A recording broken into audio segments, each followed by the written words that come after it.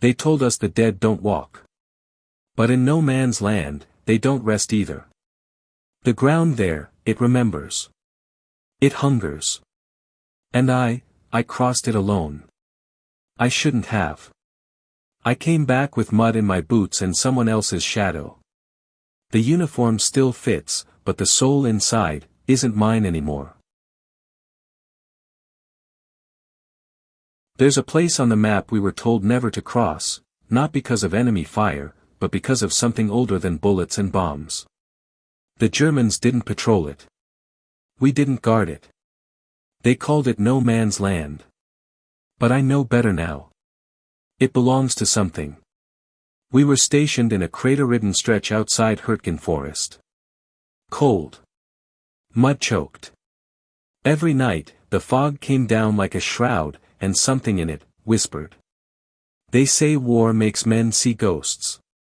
But what if war only reveals the ones already there? It started with Carter.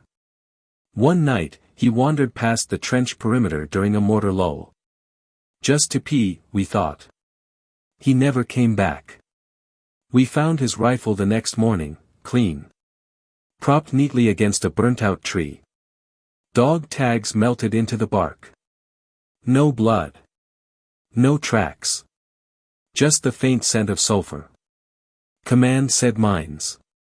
But I've seen a man hit a mine. They don't vanish. They don't burn into trees. By the end of that week, we were down 6 more men. Some gone like Carter. Others came back wrong.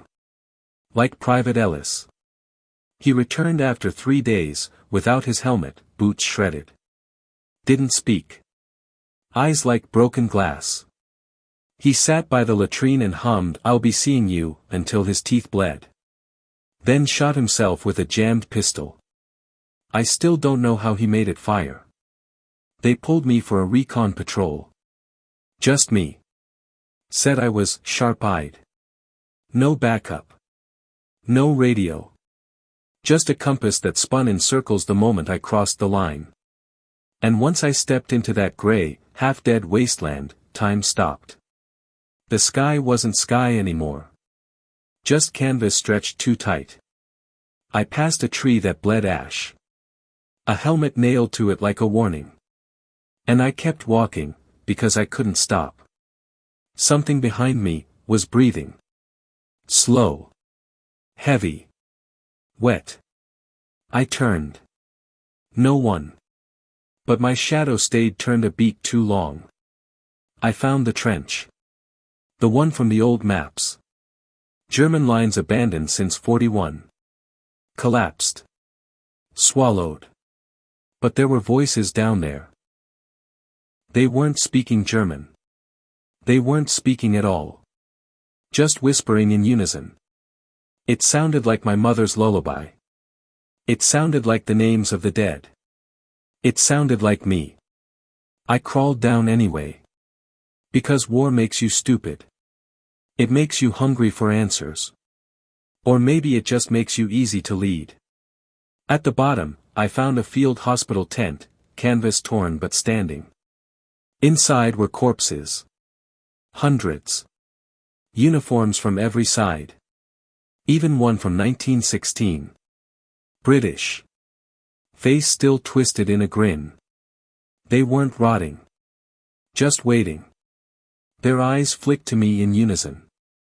And I felt known. Something behind the curtain moved.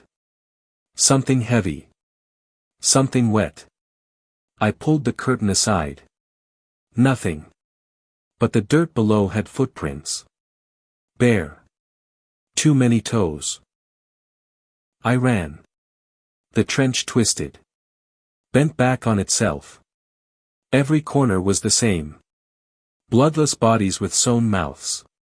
Nurses with missing hands. A baby crying without lungs. At some point I fell. I think it was real. I still limp. But when I woke, I wasn't alone. There was a soldier beside me. Face covered in gauze. American stripes. But wrong. His fingers were too long. His boots left no prints. He just said, "You shouldn't have come here alone." And then his mouth unstitched. Not cut. Unstitched.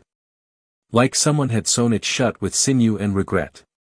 From it poured locusts. They didn't buzz. They screamed. I woke up in a foxhole near our lines. Covered in dirt. And tags. Dozens of them. None were mine. None were names I knew. One was dated 1915. One just said, "Father." I tried to report it.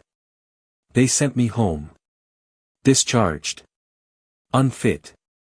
But the thing is, I never made it out of that trench. Not really.